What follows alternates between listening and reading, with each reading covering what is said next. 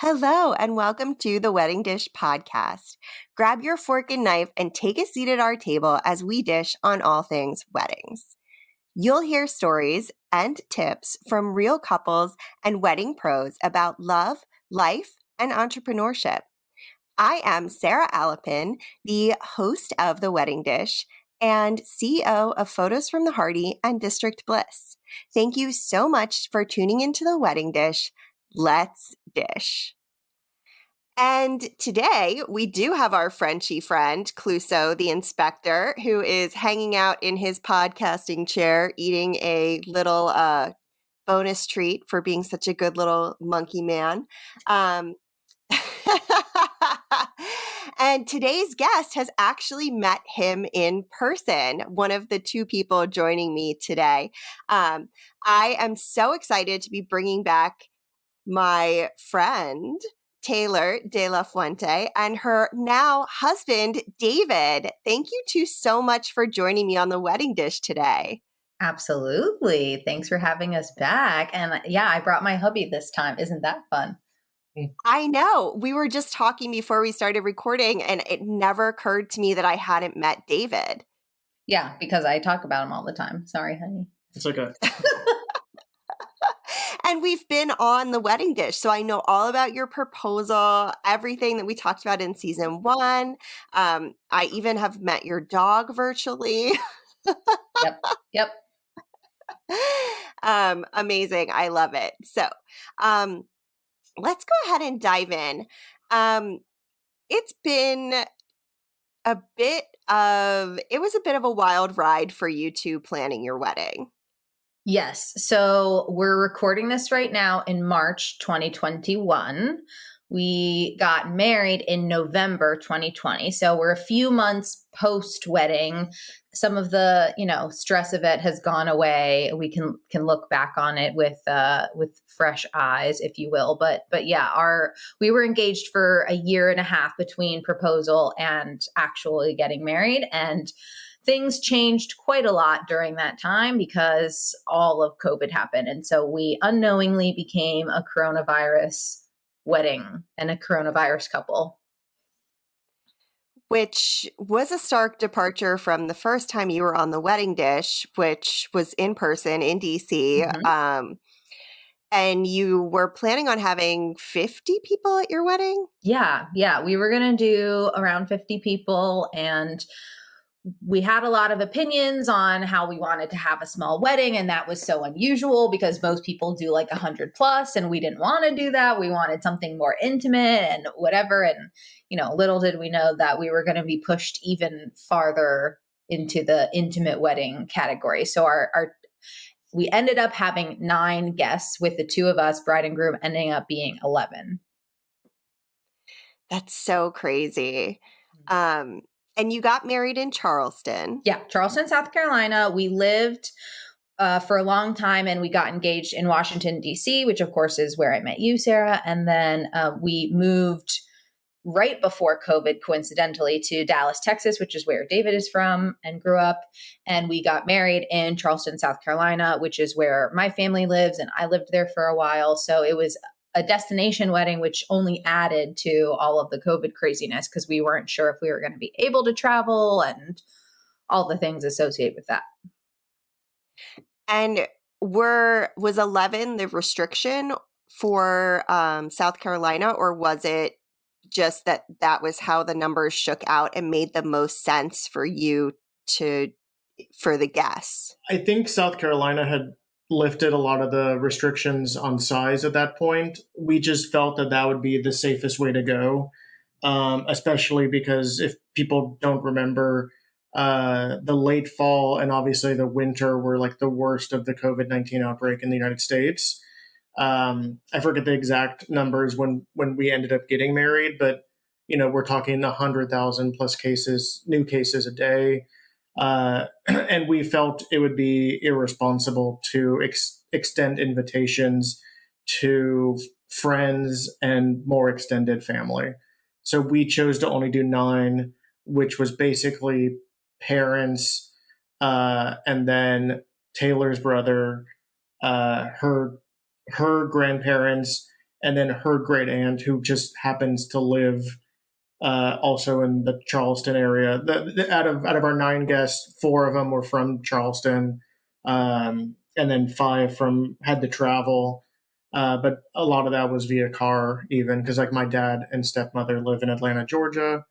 So we felt that 9 was the most we could go. It was the people that like we felt that we had to have there. Yeah, we invited a few more than 9, but 9 is just kind of how it shook out. So it was basically immediate family. So parents, grandparents, siblings, and then some parents, some siblings couldn't come. And, I was able to add in my aunt and my godmother because she does live in the area and she made our wedding cake. And so it was like, well, if you're already going to drive here to bring us the wedding cake, then you may as well enjoy the party and be part of it, especially since we couldn't have everybody who most people would consider to be immediate family. So yeah. Like Taylor's sister wasn't able to attend because she was basically 9 months pregnant during the wedding. She had her baby 4 days after we got married. Oh my gosh. Yeah. So there was no way that she was going to come to that, even if it wasn't COVID. There was no way that was going to happen. And then my dad and my stepmom did not come. So it ended up just being, it would have been, I think, like 13 plus us, so 15, but it ended up being 9. Got it. Well, congratulations on being an aunt and uncle.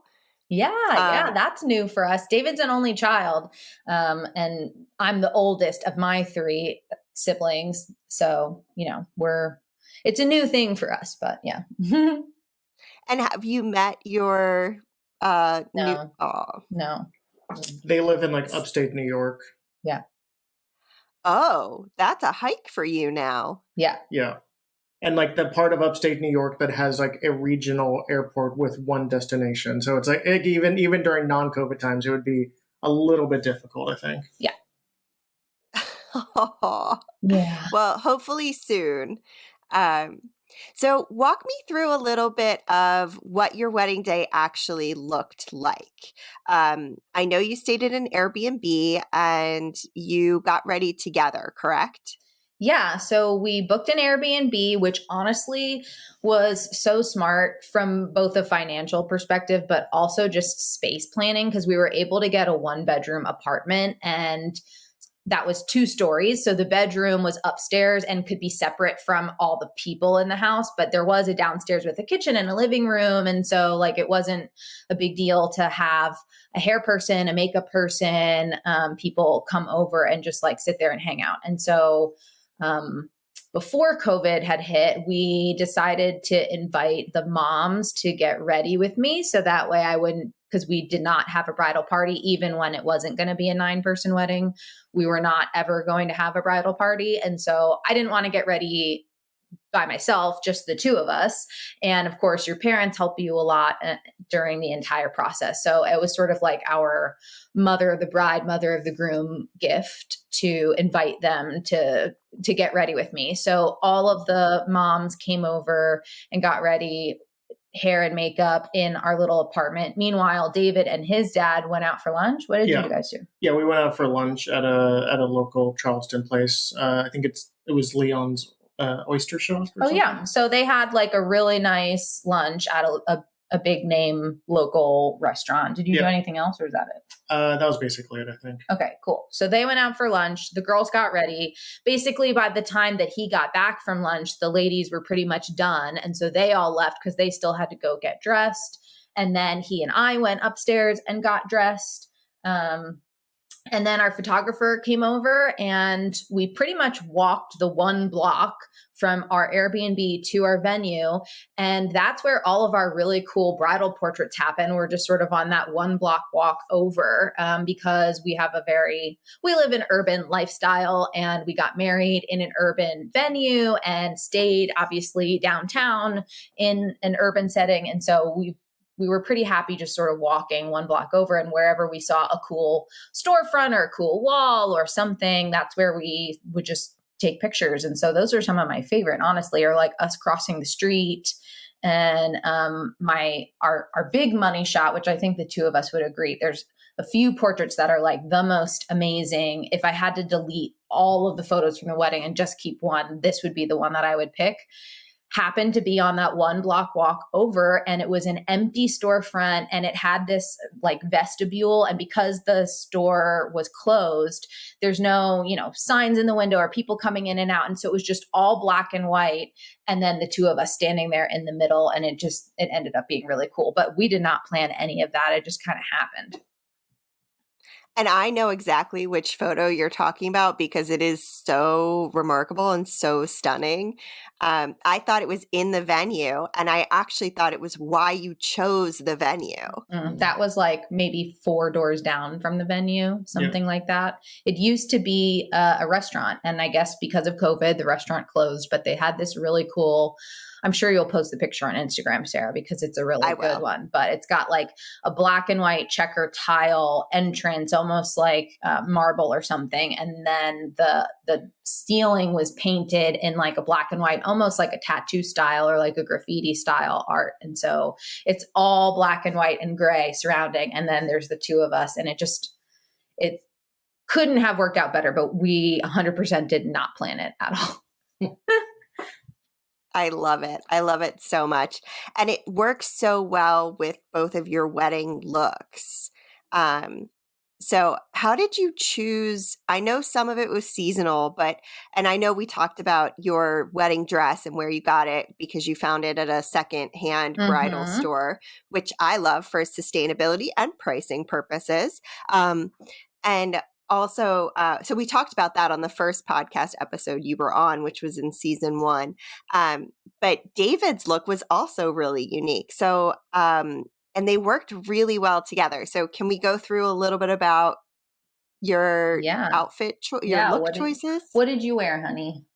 I wore like a really nice suit that Taylor picked out. I basically, there were some parts of the wedding that I was heavily involved in and had opinions on, but what I wore was not one of them. So we basically went to a really nice place, and I told Taylor that she was in charge. Yeah, we went to the Black Tux, which is almost like Rent the Runway, but for men. And so they happen to have a showroom here in Dallas, but they typically don't. It's truly like an online only thing, but they happen to have one here in Dallas. So we went there and tried things on and got professionally measured.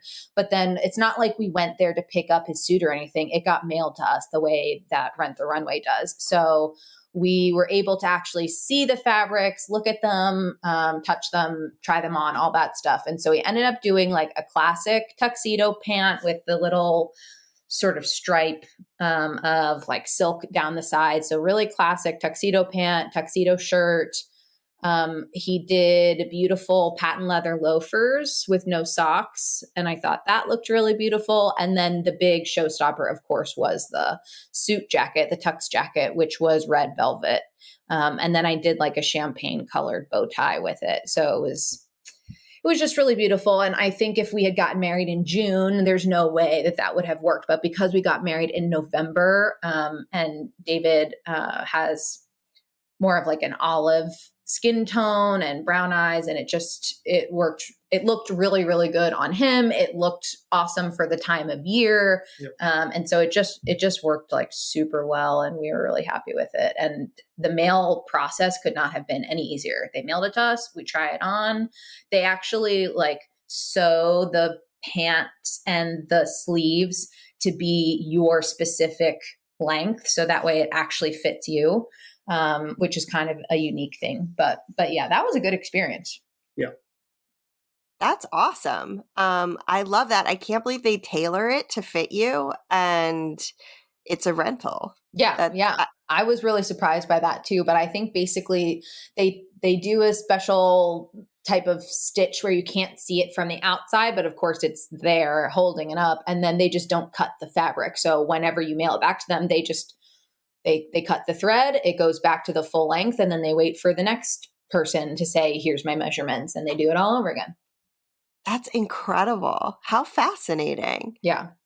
Also really cool from a sustainability and pricing point of view.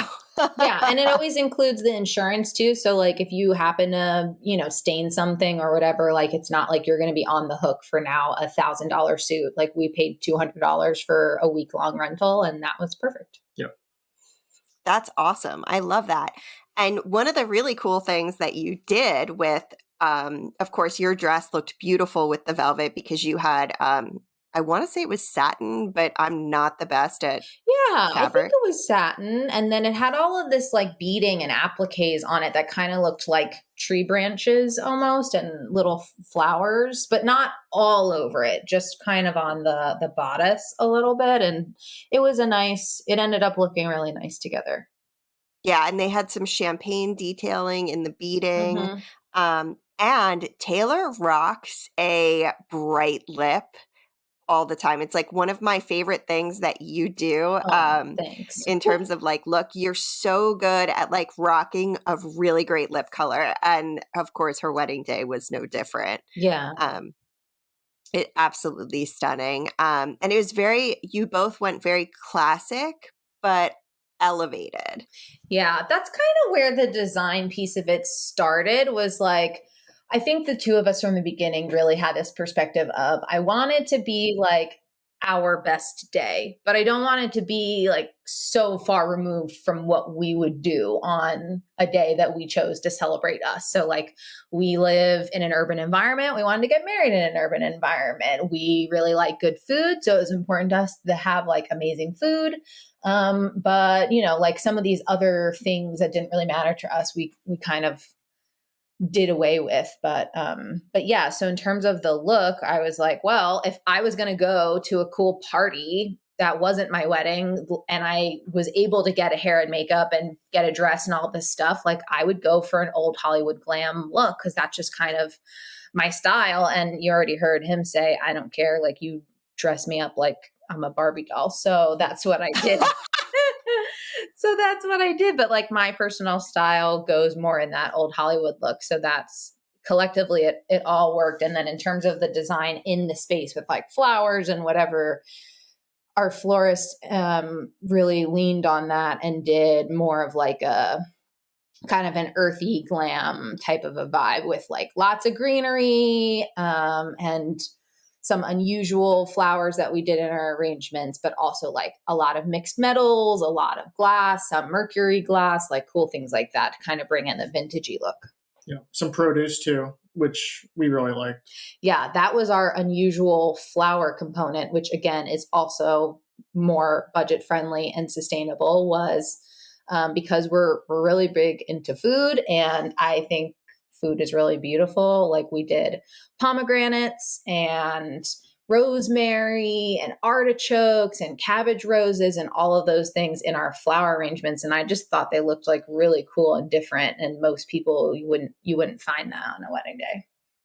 I love that. Those are some of my favorites, especially because the aromatics work with the food. Mm-hmm. Yeah. So they elevate the whole experience. So if you're thinking like you're sitting at the table getting ready to eat, and you have a centerpiece that essentially has the aromatics that, awaken the flavors of the food. I think it's so brilliant. And of course, cost and sustainability, again, another huge, huge benefit.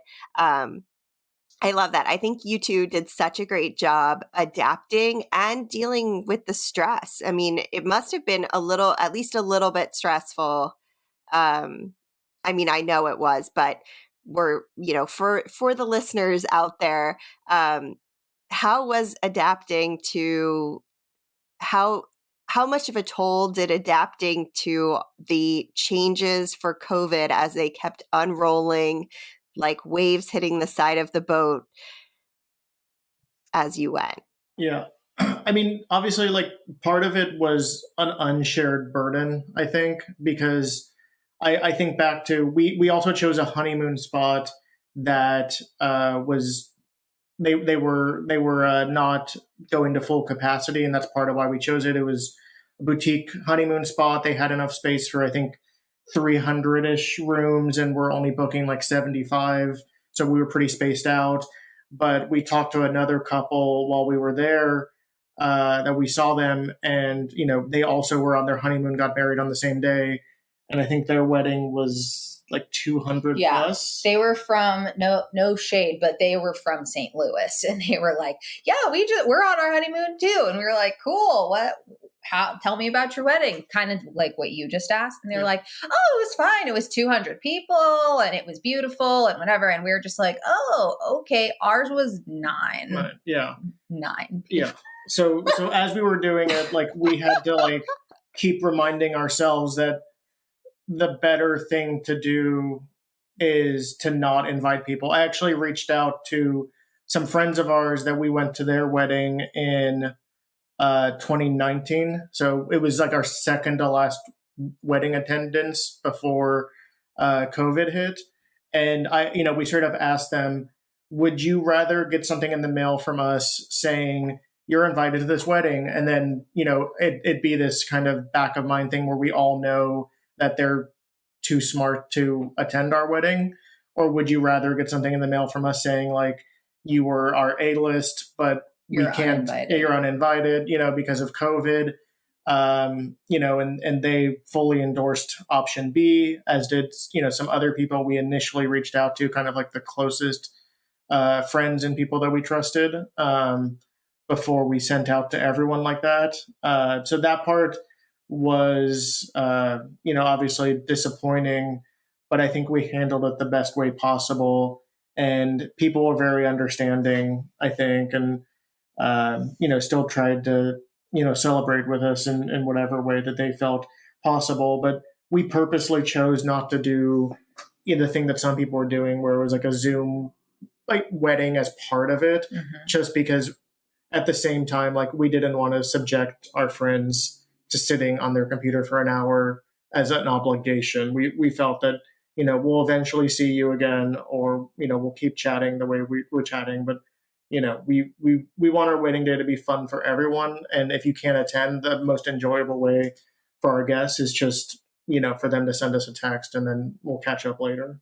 Yeah. And selfishly too, I mean, I definitely care about the guest experience, and I don't think it's fun to feel obligated to like sit and watch somebody get married for forever. But I also, for us, like, that's not how I wanted to spend my day. I wanted to spend my day not having my phone on me. I left it in our Airbnb. Like, I didn't want to know what's going on and having people text me or call me, and do they have a connection, and can they hear, and are we facing the camera? Like, all of that, I just didn't want to deal with it, because it was going to take me out of my day and our experience. And the whole point was to like be there with the people who were the closest and the most able to be there at the time. And so we actually, and by we I mean me, I hand wrote every single invitation that went out. I did actually send the invitations, but I hand wrote a note with every single one that said basically what David just said. Like, we really love you. You were on our A-list. Like, we wanted you there, but we decided for safety reasons that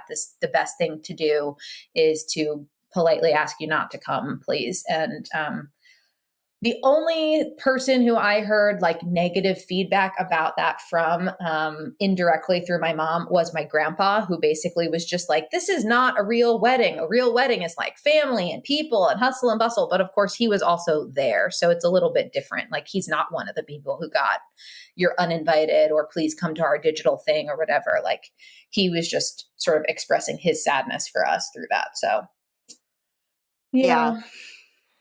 And I think that was a smart move for you to not do the live stream thing, knowing you, Taylor. And I think you and I are actually very similar in this way, that I would have been so concerned about the digital guest experience that I would have been thinking about that as I was doing all of the other things. And I don't think I would have had the mental capacity or space for that either. So that was a smart choice for you. I'm glad that you did what was best for the two of you, and safest for all of your guests too. Yeah. And like even pre-COVID, we knew that we wanted a really good photographer, which we got, and really liked her and would recommend her to others, in the Charleston area or getting married there.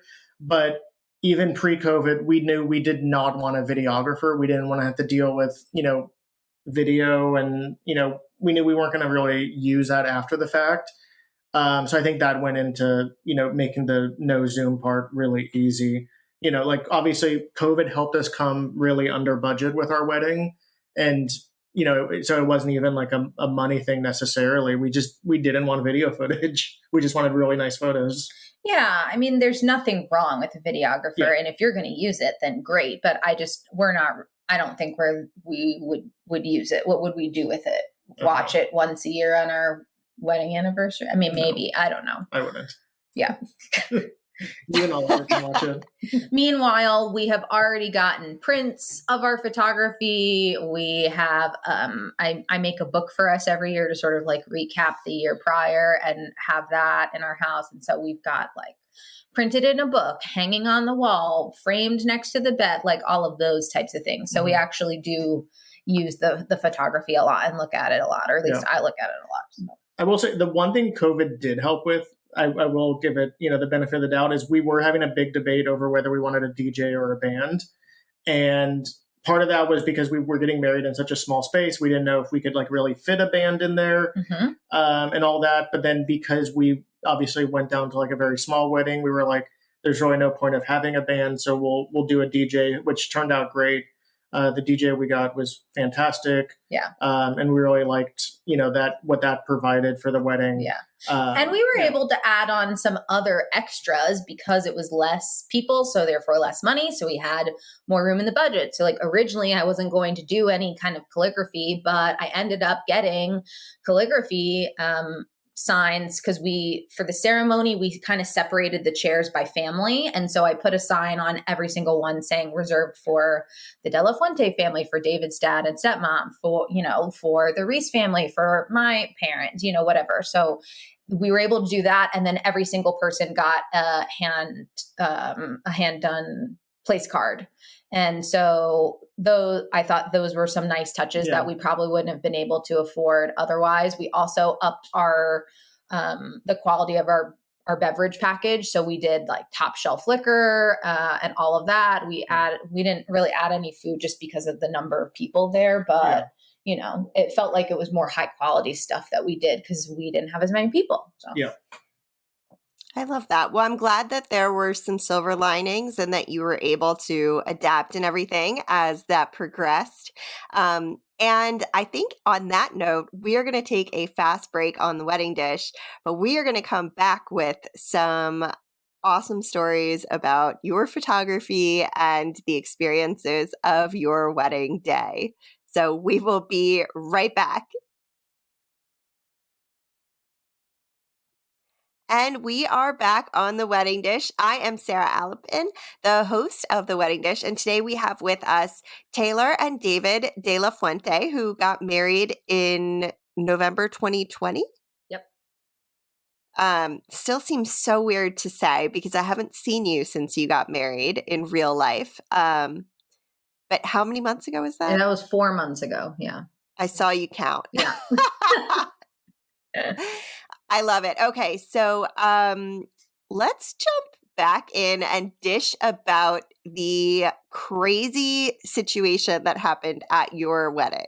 Yeah. So David wants me to tell the story, which is fine. But the both of us were there, so feel free to chime in. But it was our day went off without a hitch. Like all week it was forecasted to rain and it didn't rain. Like there were all of these opportunities, a vendor could not show up. Somebody could break something, forget something, whatever. None of those problems happened. And we were like, oh my God, we're so lucky. And then we did something called a reverse cocktail hour, which means when you arrive at the wedding, you have cocktail hour first, and then we got married, and then we went and had dinner and had the rest of the reception versus most weddings. You get married first, then have cocktail hour and then dinner. So we did the opposite. And so it was during cocktail hour, we stepped out. Most people were inside having drinks and passed hors d'oeuvres. We stepped outside onto the big patio, which was the ceremony space, to check it out. And also our photographer came out there with us. We realized we hadn't actually taken any photos in the venue yet. And I wanted at least one with us, like with the bouquet in front of the altar and all of the flowers and the candles and everything, because now the sun's going down, really beautiful, blah, blah, blah. So we're out there. It's the wedding coordinator, our photographer, and the two of us out there on the patio and taking photos, wedding dress, tux, the whole thing. And all of a sudden, this very, very drunk, probably 18-year-old wanders up into the middle and walks like right through the middle of what we were doing, stumbling as he goes, bleeding from the arm, carrying a brown paper bag, and sits down at the front row of the ceremony chairs, like feet away from us, right in front of us, and starts opening this brown paper bag that he's carrying, which I'm assuming has like a burger and fries in it, because Charleston is a college town and it's a Saturday night and there are some bars around. And so I think the venue is actually on top of or right next to one of those bars. And so somehow this guy like made his way up the back service stairway from wherever he was into our venue and is like sitting down in the middle of us out there. And all four of us, the photographer, the planner, and the two of us, are like completely stunned, just staring at him like, what is happening right now? And then he, I guess, could like figure that out and looks up and goes, oh, sorry, gets up and moves back a row or two and then sits back down and proceeds to continue like opening his bag and start eating something. And again, all of us are just like, what is happening here? And so I finally snap out of it and start, motioning towards the wedding coordinator, like, okay, this is your job. Like I'm not going to walk over in the white dress to the man who's bleeding and probably going to vomit very soon and like tell him to get out of here. We haven't even gotten married yet. So I'm not going to do that. So she's like, oh yeah, of course. I can tell that's what she's thinking. And she starts to walk over to the guy and tell him to get up. And he's like, he, gets up on his own, again, really stumbling. He mutters something to her, like, I don't know, piss off or whatever, and is like falling over himself, but eventually does make it back to the stairwell and go back downstairs. And then, of course, our coordinator goes to get the representative from the venue, who rushes outside, extremely upset, very apologetic, goes downstairs to the bar, and I'm sure yells at the bouncer and says, hello, like, you can't let people up here. But the best part of this whole story is that because we were out there taking photos, our photographer managed to get a shot of this guy in front of us, like on wedding day. And that is probably my favorite photo from our entire gallery. Do you have anything to add? No, that's it. Okay. I've heard this story because Taylor and I had a catch up cocktail hour or coffee. I can't remember. But I still have so many questions. So did they have to like mop up the blood from the aisle? Because he walked down the aisle. Yeah, he was definitely like his entire like forearm was definitely covered in blood, like it was dripping down. But I don't think he was like profusely bleeding to the point where it's like dripping everywhere or anything. So that was not a problem. My biggest concern is that this guy's going to puke all over our aisle and we're about to walk down it in like 20 minutes. And how is that going to work? Which again, thankfully that did not happen. But yeah, like, I don't know. To this day, I'm just like, I cannot believe that actually happened. Yep. Especially given that it was during a pandemic. Like you might expect that like somebody drunk stumbles into a venue during a normal time frame, but you had 9 guests because of the pandemic, and then what? I mean, going to South Carolina was a bit of a shock. I think like we obviously love it, and I think we would vacation in Charleston every year if we could. But like Taylor mentioned earlier, we live in Dallas, Texas, which our county was taking the outbreak very seriously. We had mask mandates in the county, et cetera, et cetera. But obviously most places in Texas didn't. But we left Dallas, went to Charleston, and it felt like a completely different world. Like we exit the plane and maybe a third of the people we see throughout the week aren't wearing masks at all. And obviously like the party downstairs from our wedding, like Taylor said, was like I think it was like a Santa bar crawl. It was or a something. bar crawl. Yeah. So it's College of Charleston God. is in the middle of downtown Charleston, Yeah. South Carolina. And so it was a bar crawl where all the college students were there and they were in their like ugly Christmas sweaters in November, waiting in line to get into this bar that apparently our venue was on top of, which not like we knew that because of course, when you tour a venue, it's like 10 a.m. on a Tuesday and it just looks really beautiful and quiet. And you're like, oh, how lovely. And then you get there on wedding night and you learn that, oh, I'm on top of one of the most popular college bars in this college town and they've got music and whatever. And of course, the venue coordinator comes over and says, we're very aware of the situation downstairs. We've already been in touch with them. They're going to be turning the music off. They're going to be having people come out of the patio and go back inside. So that way your ceremony is taken care of. And of course, during the reception, we don't care because we've got our own music going. So that doesn't matter at all. Yeah. But at least for the ceremony, they seem to have a pretty good connection with the bar and whatever. But yeah, this was like this weird fluke of a situation where somehow this guy like snuck out or snuck up the stairwell and the bouncer didn't know. I don't know. It was really, really weird. Yeah. But That a story is- we will tell our grandchildren one day. The picture, which I will share on Instagram, is hysterical because you can't see anything of Taylor's face except one eye and like a corner of her mouth. And you can just tell she is like open mouth staring at this kid that is walking between between Taylor and David and the photographer. And he's kind of like blurred because he's moving. So it's clearly unexpected. He photobombed and kind of pre-ceremony crashed. Yeah. Yeah. If he had been 20 minutes later, he could have walked up those stairs and just barfed all over your aisle during your ceremony. Yeah. He could have, but it didn't happen. But yeah, that was like my biggest piece of criticism for the venue when, of course, all the vendors contact you after and they say, can you give us some feedback? Tell us how we did. And I'm like, this is my only problem with this whole experience was like, y'all have got to be more on top of that because that could have, with just slightly different timing or a different person who was either a little more drunk or a little more angry or whatever, it could have been really, really bad. Yeah. But thankfully that did not happen on our day and we just have this funny story to tell. So Yeah. I do think the venue was like one of our best choices though.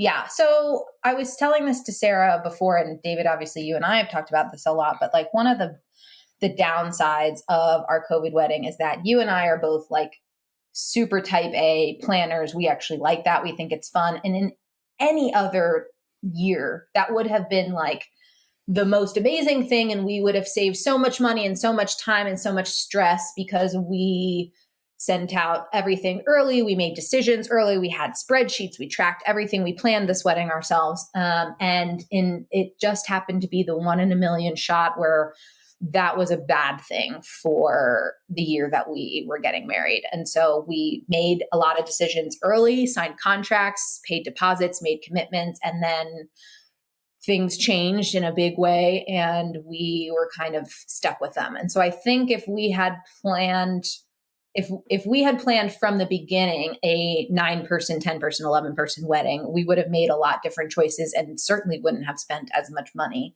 Was it beautiful? Was the venue amazing? Was their food delicious? Absolutely, all of those things. But that being said, I do still have some regrets about like, if only we had planned this a little bit later and not been so on top of it, we maybe could have been able to get out of it. Because basically the rule with the venue was if we're legally allowed to be open, we will be open. And therefore you're going to be held to your contract, which is you use it or you lose it. Non-transferable, can't change the date, like nothing.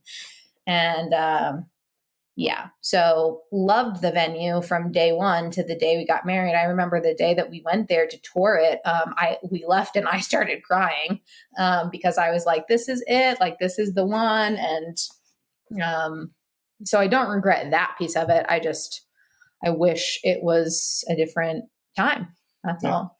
I think you say that, but I think even if we hadn't signed pre-COVID, I think there's a good chance that if we had still gotten married in Charleston, which I think was likely, I think we still would have done the venue because you loved it so much.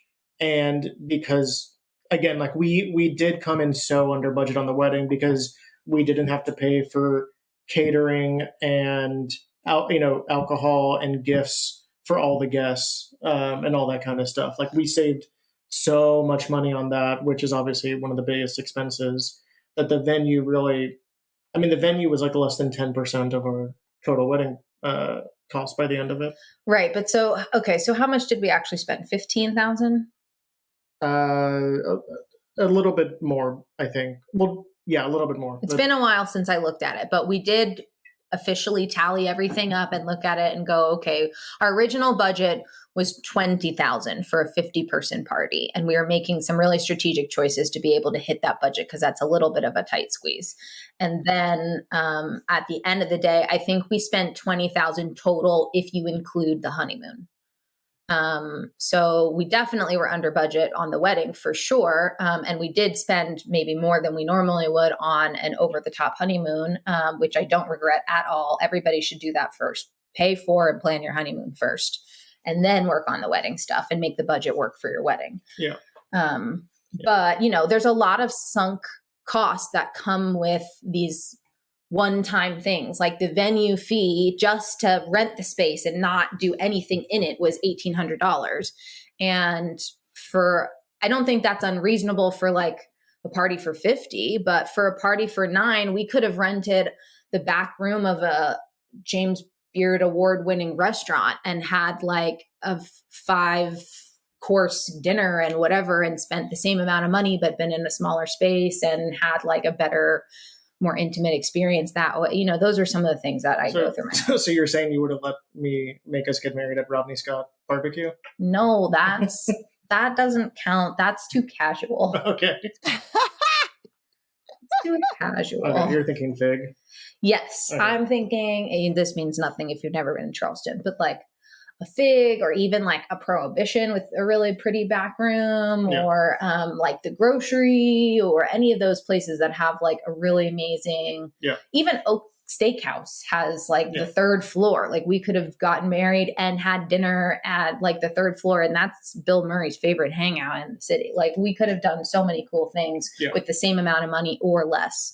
But because we made some of those decisions early, and then you add on things like the bar, the food, like when it comes to staffing a wedding, there's restrictions on like, if you're going to have 50, like for every 50 people, you need to have 2 bartenders or something like that. And then if you go to 51 to 100, then you need 2 bartenders. Well, if we have 10, we still had to pay for the 2 bartenders because that's like legally what we had to do, versus if we were in a restaurant or a private estate, or heck, even a big fancy mansion Airbnb that like all of us rented and stayed in together. Like we could have done something like that.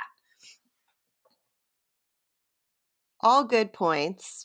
But I am really happy that you had such a great day and that you two are married, and that you actually, got to have the day you wanted in a different way than you expected. Yeah. It was good. I guess I like being married to you. I don't know. Just kidding. Well, your first date was on my birthday, so. Oh, I didn't realize that. How cool. Yeah, December 29th, right? Mm-hmm. Look at my memory, and it's not like I've listened to that podcast recording recently. It's been a few. It's been a minute since we did, but yeah, I agree. I think I should go and listen to that podcast again, way back in season 1, and listen to myself talk about it, and then just go, oh, if she only knew. If she only knew. I know. I was thinking the same thing. You should listen to that one, and you should listen to the one where you interviewed Steph and me. Oh, yeah. Because I feel like those 2 episodes, it would just be so different to look at it from this point. I'm really excited for you to do that, and you'll have to let me know how that goes. Yeah, I will. Well, thank you so much for joining me today on The Wedding Dish. David and Taylor, I just love the 2 of you. David, I'm glad I finally got to meet you. And Taylor, as most of you probably know if this isn't your first rodeo, because she's guest co-hosted with me a few times, is also the wedding copywriter behind Lemon Tree Editorial. So do you want to quickly plug your social media and your website? Yeah, well, so most importantly, if you want to see some pictures of us, I know I gave a bunch to Sarah and she's going to put them on the Wedding Dish Instagram. But I also have them on my blog, on my website, and all over my Instagram, which is LT Editorial, LT as in Lemon Tree. And the website is the same thing. It's lteditorial.com. And so I've got all of the vendors who we used and a good number of our photos on my blog, on my website, but I use them all the time on my Instagram too. So you can check them out there and tell me what you think of David's red velvet tux jacket. And Taylor's amazing lip. And make sure you give Taylor a follow, check her out. She's amazing. I love her newsletter. So hop on there. She gives tons of tips and tricks and things. And she's just delightful. So, and if you want to follow us on Instagram, we are at The Wedding Dish Podcast. And our website is theweddingdishpodcast.com. You can read our show notes. You can get the transcripts from our episodes because, of course, we are committed to accessibility. Apply to be a guest. You can get all kinds of awesome things there. So swing on by, and then don't forget to tune in next week because I will be chatting with another amazing wedding professional, and I'm really excited for you all to join us. So make sure that you follow, rate, and review the podcast. And until we meet again, cheers. Have a wonderful rest of the day.